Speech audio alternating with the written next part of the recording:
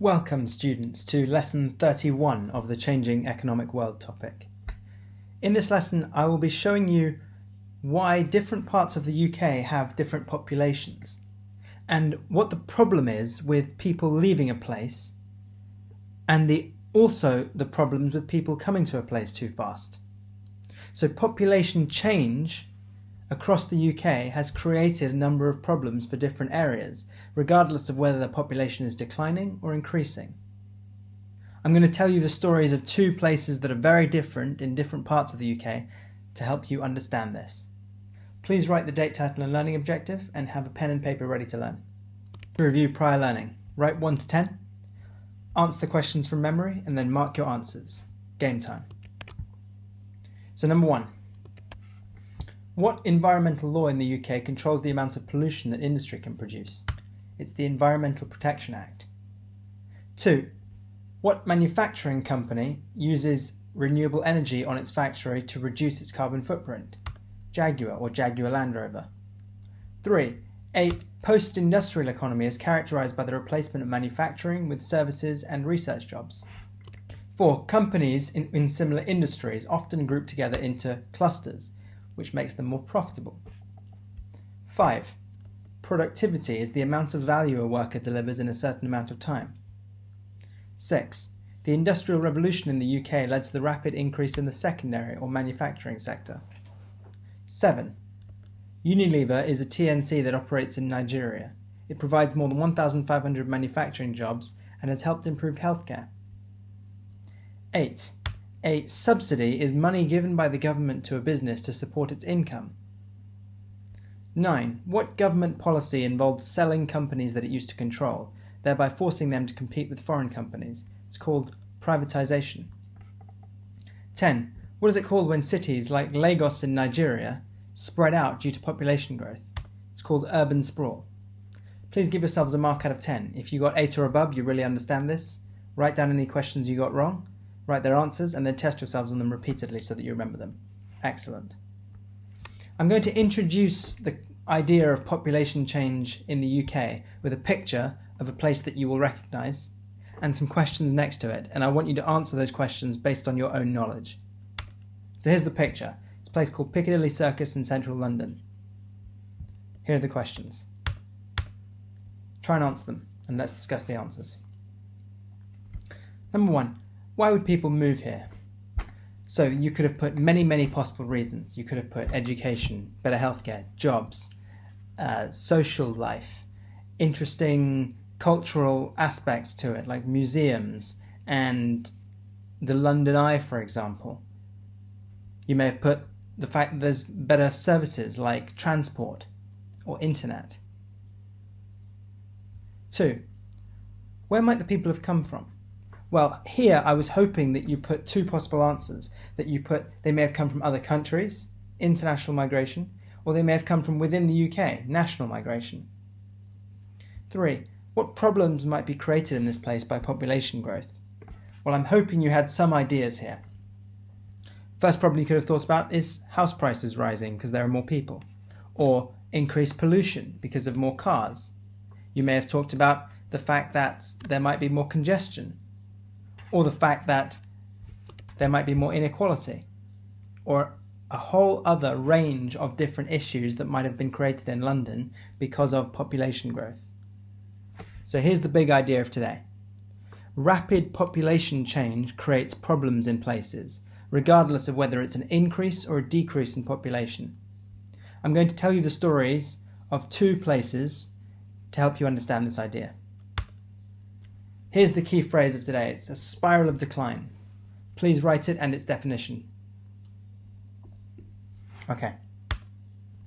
So the big question for some places is, why are people leaving them? We're going to talk about an island or a group of islands in the northwest of the UK, just off of Scotland, called the Outer Hebrides. A beautiful, tranquil, which means really calm, group of islands in the northwest of the UK. Windswept islands, which are much cooler than in the south. The capital city is Stornoway, a small town in the Northern Ireland. It's really very peaceful and quiet, but it's suffering from a problem called population decline. I want to show you why that's happening. The first reason that mostly young, educated people are leaving the Outer Hebrides is a lack of jobs.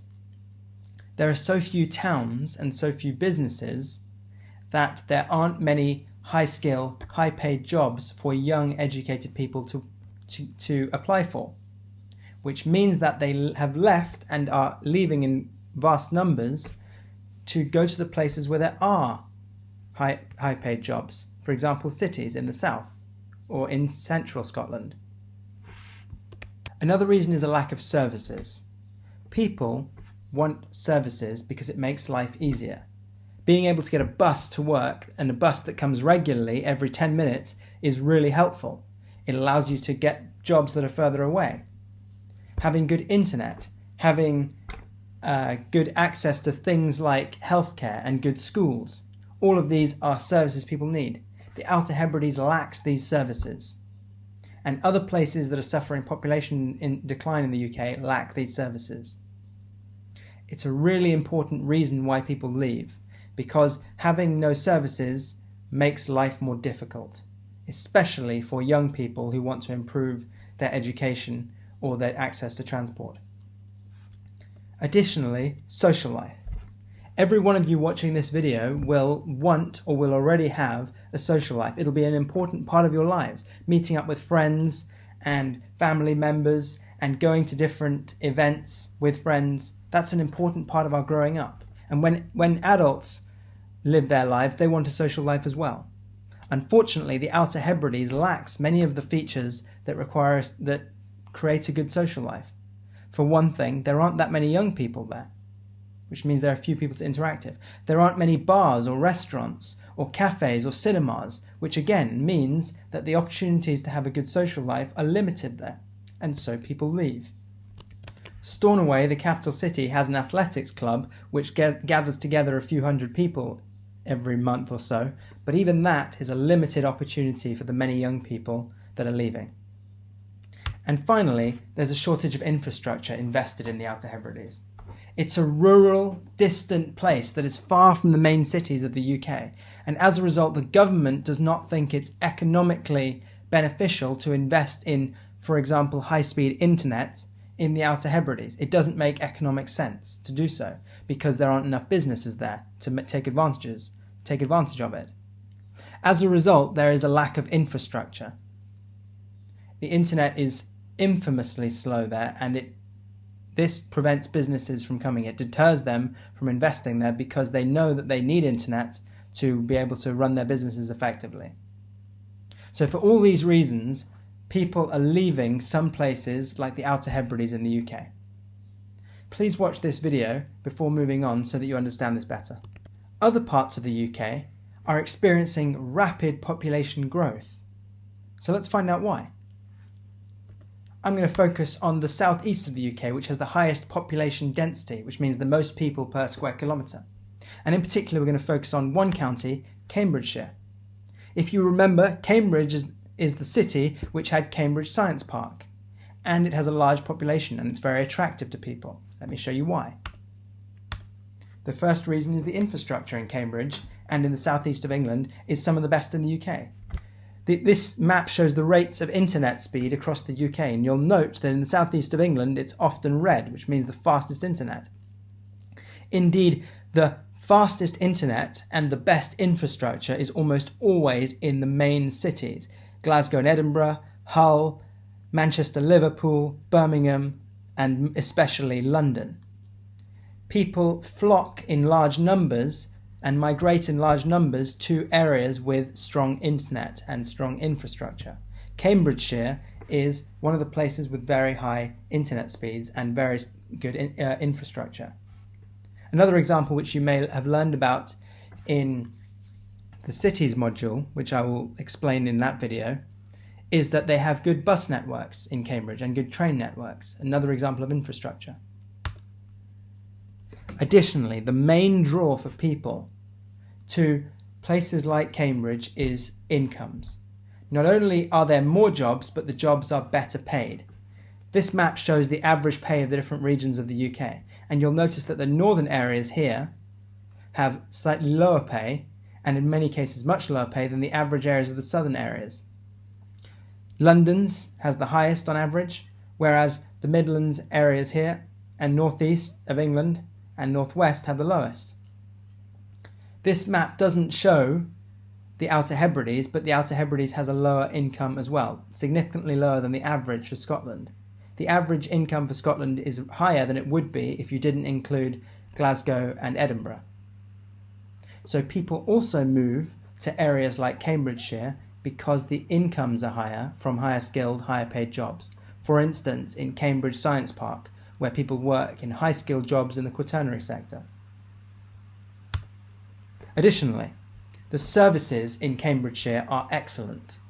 The University of Cambridge is a world-famous university. It provides high-skilled jobs but also world-class education. If you come out of the University of Cambridge, you are very likely to get a high-paid job anywhere in the world.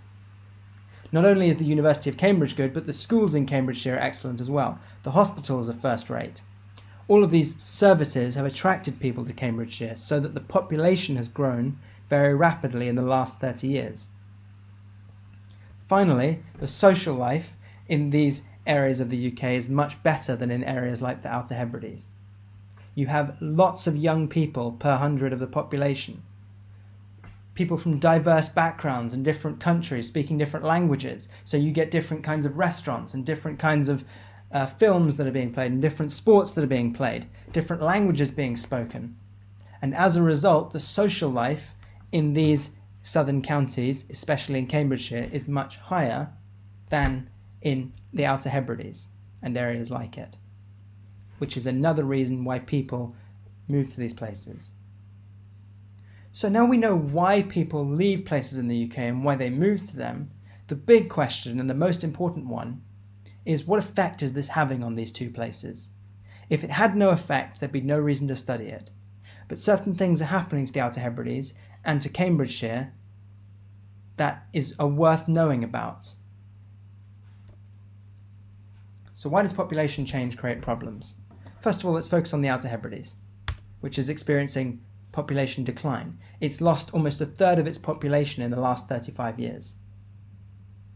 So population decline leads to a loss of demand for services. If there are fewer people, then there are fewer people using the buses, fewer parents sending their children to school, fewer people using internet, fewer people sending their ill members of their family to the hospitals, fewer people using buses. As a result of this loss of demand, the amount of services decreases because it's no longer economically viable. It's not value for money. A bus needs to get tickets, people need to ride buses for it to make sense to have a bus service. If no one rides the buses, the government would be wasting its money by providing them. So a loss of demand leads to a loss of services. For example, famously, there's a school in the Outer Hebrides with just 4 students. It has decreased so much. It's one small house. And it's just one example of schools in the Outer Hebrides that are declining. In fact, between 2000 and 2020, some 10 schools have closed in the Outer Hebrides because of a shortage of students. Not only that, but the bus services have declined as well. The main bus company in Stornoway, the capital city of Outer Hebrides, has reduced the number of buses travelling through the service by 30%, which means that people often are waiting more than an hour for a bus. This loss of services leads to a further decline in population, a spiral of decline. Additionally, it leads to a loss of investment. When there's a loss of services, companies do not want to invest. Companies do not want to invest in a place with inadequate infrastructure or inadequate internet or buses because it knows that the people won't want to go and work there. They'll find it difficult to travel to work. There'll be fewer educated people, so fewer companies arrive. For example, in the last few years, TalkTalk, the big mobile phone communications company, closed down its big office in Stornoway, which provided 59 of the highest paid jobs in the islands. This loss of TalkTalk had a big blow to the economy of the Outer Hebrides. Many high-paid jobs were lost, which further led to a loss of demand for services as there were fewer people with high incomes to spend money on those services. Because of the loss of jobs, the population is continuing to decline. This is the spiral of decline that we talk about, where a loss of population at the start leads to these further problems, which leads to further loss of population. This process can only be stopped by dramatic government investment in all of these facilities to attract businesses and people back. So that's population decline. What about population growth? How does that create problems? Well, the first main impact of rapid population growth is that house prices rise, because it takes a long time to build houses, much longer than it does for people to arrive at a place. That means there are fewer houses for the number of people, and so the prices must rise, because demand is now bigger than supply. Because house prices rise, many people, especially the local people who used to live there, can no longer afford the homes. And so they are forced to move out. They buy houses on the outskirts of the cities, in new commuter towns on greenfield sites outside of the city. This leads to deforestation and damage to ecosystems outside of the main towns in Cambridgeshire. That's urban sprawl. However, another significant problem for Cambridgeshire in particular has been the growth of inequality.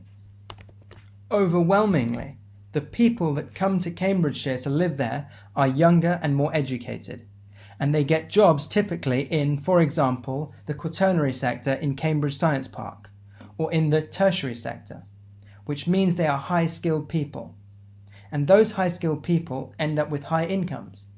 However, the people that don't have access to those high-paid jobs because of a lack of education, those local people who already lived in Cambridgeshire, they suffer.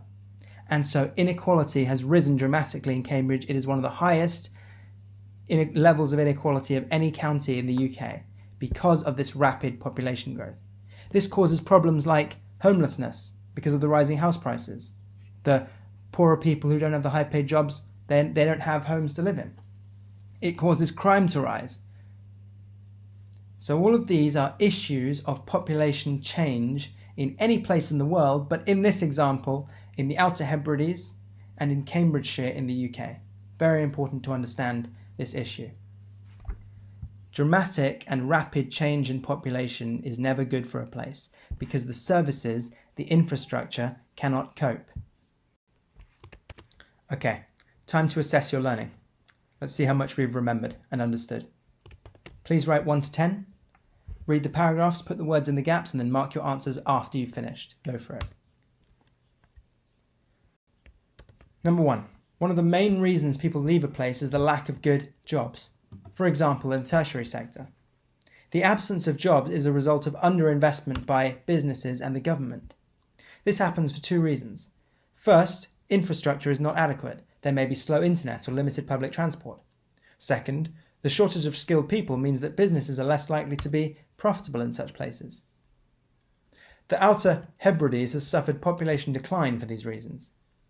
The shortage of jobs and opportunities has led to population decline, which has further led to losses of investment. Over time, the situation has got worse, which is called a spiral of decline.